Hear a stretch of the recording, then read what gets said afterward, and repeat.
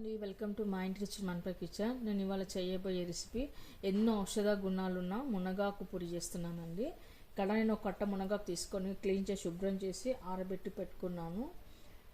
1 spoon పచ్చిశనగపప్పు, 1 tea spoon మినపగుళ్ళు, 1 tea spoon ధనియాలు, 1 టీ స్పూను జీలకర్ర, కొద్దిగా 1/2 టీ స్పూను మెంతులు తీసుకున్నాను. రుచికి సరిపడా చింతపండు, ఎండుమిర్చి, కరివేపాకు, 4-5 వెల్లుల్లి రెబ్బలు తీసుకున్నాను.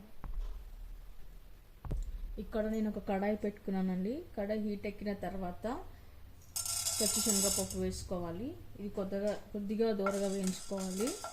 వేసుకున్న తర్వాత ఇప్పుడు పచ్చిశనగపప్పు కొద్దిగా వేగిన తర్వాత మనం మినపగుళ్ళు కూడా వేసుకుందాము. తర్వాత ఇది కూడా కొద్దిగా వేయించుకోవాలి. ఆ తర్వాత ధనియాలు కూడా వేసుకుందాము. ఆ తర్వాత జీలకర్ర కూడా వేసుకుందాము. ఆ తర్వాత మెంతులు కూడా వేసుకోవాలి. తర్వాత ఇప్పుడు కొద్దిగా ఆయిల్ వేసుకుందాము.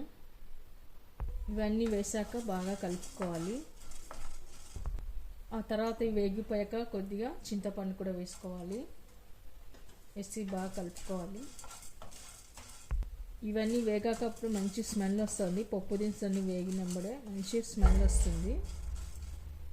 ఆ తర్వాత కరివేపాకు వేసుకోవాలి. ఇవన్నీ వేసి బాగా ఫ్రై లాగా కానివ్వాలి. అంటే బాగా దూరగా వేగిన తర్వాత చాలా క్రిస్పీగా కావాలండి. ఆ తర్వాత ఇప్పుడు ఎండుమిర్చి కూడా వేసుకుందాము.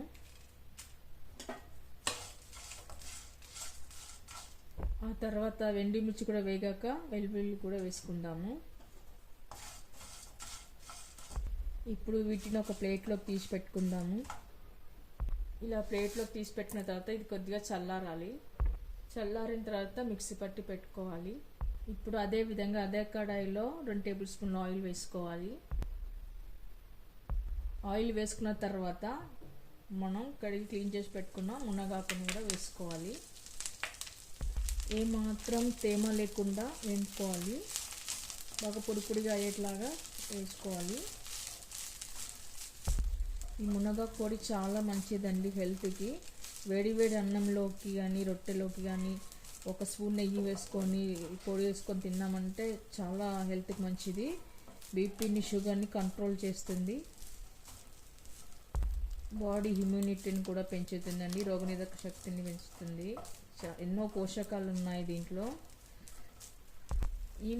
ఈ మునగాకుని డైలీ ఏదో ఒక రూపంలో కనుక తీసుకున్నట్లయితే డయాబెటీస్ బాగా కంట్రోల్ వస్తుందండి. జుట్టు కుదులు కూడా బాగా గట్టిపడతాయి. జుట్టు ఊడదు. బాగా హెయిర్స్ కూడా బాగా వస్తుంది. హెయిర్ ఫాల్ తగ్గుతుంది. బాగా వేగిపోయి ఇది పొడి పొడి అవ్వాలన్నమాట. ఇప్పుడు స్టవ్ ఆఫ్ చేశాను. దీన్ని కూడా కొద్దిసేపు మనం ఆరబెట్టుకొని చల్లారించిన తర్వాత మిక్సీ పట్టి పెట్టుకోవాలి. ఆ తర్వాత చల్లారిన తర్వాత వీటిని మనం మిక్సీకి వేసి పెట్టుకోవాలి. పొడి పొడి చేసి పెట్టుకుందాము. ఓకే అండి, స్మూత్గా కాకుండా ఇలా బరకగా పొడి చేసి పెట్టుకోవాలి. ఇప్పుడు అదే విధంగా అందులోనే మనం వేయించి పెట్టుకున్న మునగాకు కూడా వేసుకోవాలి. ఆ తర్వాత రుచికి సరిపడా ఉప్పు వేసుకోవాలండి. సాల్ట్ మీ ఇష్టాన్ని చూసి వేసుకోండి. ఇలా వేసి పెట్టుకున్న తర్వాత మరొకసారి మిక్సీ పట్టి పెట్టుకుందాము. ఇంతే అండి. ఇప్పుడు సర్వింగ్ బౌల్లోకి తీసుకుందాము. ఇలా చేసి పెట్టుకోవాలి.